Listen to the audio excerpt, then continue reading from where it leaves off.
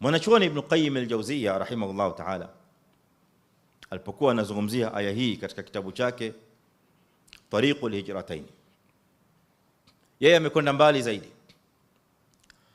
Amesema na udhaifu aliyokusudia Allah subhanahu wa ta'ala ambao unaweza kuingia katika maana ya aya hii sio hizi maana tatu peke yake ambazo wanazuoni wamezitaja: dha'fun fil khilqa, dha'fun an sabrihi an an-nisa, wa dha'fun fil azima.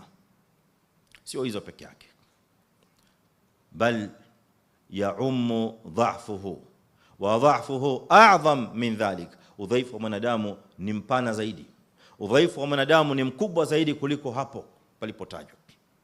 Yeye akaongezea akasema dhaifun fil ilmi, mwanadamu ni dhaifu katika elimu. Waqad sadaqa rahimahullah ta'ala, ni kweli elimu ya mwanadamu ni elimu dhaifu. Sasa wewe soma utakavyosoma, jifundishe au jifunze utakavyojifunza, lakini mwisho itakavyokuwa ni kwamba elimu yako bado ni dhaifu. Elimu ni bahari kubwa mno, la sahila la, bahari isiyokuwa na mwisho. Huwezi kuona mwisho wake ni wapi. Kila ukizama unaona bahari inakwenda deep zaidi, kila ukisongea unaona bahari inapanuka zaidi. Pale unakuja kugundua kwamba kweli unabaki kuwa ni dhaifu katika elimu.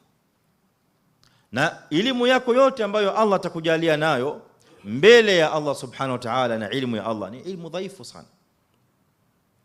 Wama tadri nafsun madha taksibu ghadan wama tadri nafsun bi ayi ardhin tamut.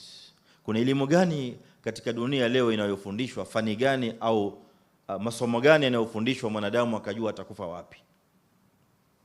University gani inayofundisha mwanadamu akajua siku yake ya kufa ni lini, na riski utakayopata kesho ni riski gani, kiwango gani?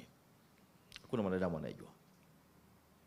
Kwa hiyo elimu yako yote ulionayo ni dhaifun jiddan mbele ya elimu ya Allah subhanahu wa ta'ala. Wala yuhituna bi shay'in min ilmihi,